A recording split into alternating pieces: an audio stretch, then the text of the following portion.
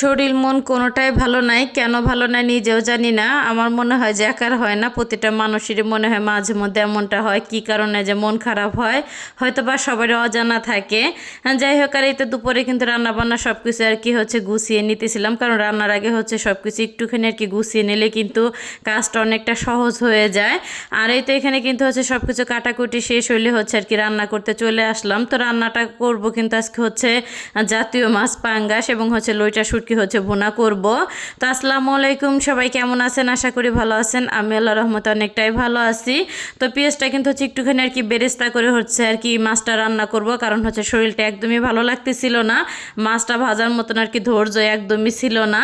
তো যত আর কি শর্টকাটভাবে হচ্ছে রান্নাটা করা যায় তো ততটাই আর কি চেষ্টা করছি। যাই হোক, তো একটুখানি কিন্তু পেঁয়াজ বাটাও দিয়ে দিয়েছিলাম বেরেস্তার মতন হচ্ছে ভাজার পরে, তারপর আদা রসুন দিয়ে শুকনো মশলা দিয়ে তো মশলাটা কিন্তু সুন্দরভাবে আর কি আমি কষিয়ে নিলাম।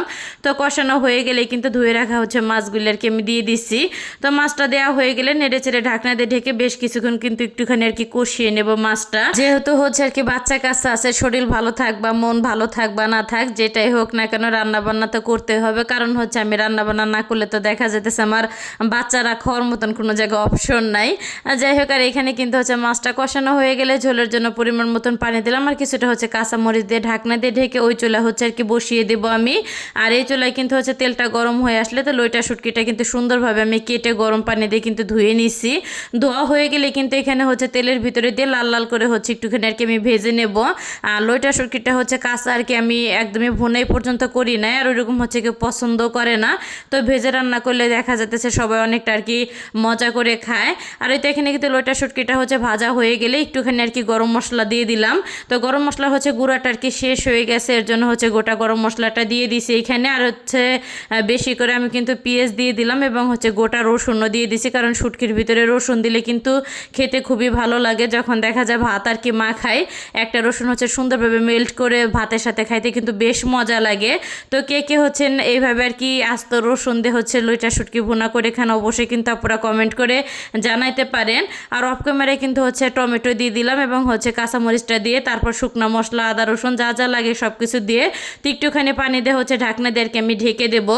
তো আমি কিন্তু ফার্স্টে হচ্ছে আর কি টমেটো দিয়ে আর কি পাঙ্গাস মাছ আমি রান্না করতে চাইছিলাম, এখন দেখি যে রান্নাঘরে এসে একটা মাত্র টমেটো। পরে কি করবো, পাঙ্গাস মাছটা হচ্ছে এভাবে আর কি রান্না করলাম। তো লইটা শুটকির ভিতরে হচ্ছে টমেটোটা দিয়ে দিলাম, কারণ লইটা শুটকির ভিতরে টমেটো না দিলে দেখা যাইতেছে বাসার কেউ খাইতে চাবে না।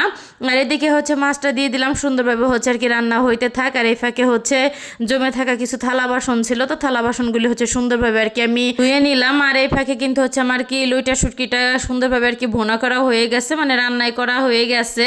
আর লইটা শুটকিটা যত সময় নিয়ে হচ্ছে আর কি ভুনা করা যায় খেতে কিন্তু ততটাই আর কি মজা লাগে। আর আজকে শুটকি রান্নাটা খেতে ভীষণ মজা হয়েছে।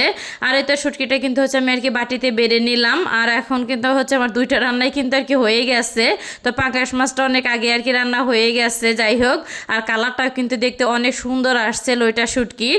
আর এই তো হচ্ছে আমার পাঙ্গাস মাছ জাতীয় মাছ। তো আজকের ভিডিওটা কার কাছে কেমন লাগলো অবশ্যই কিন্তু কমেন্ট করে জানাতে একদমই ভুলবেন না। তো ভিডিওটা এখানে শেষ করলাম, সবাই ভালো থাকবেন, আল্লাহ হাফেজ।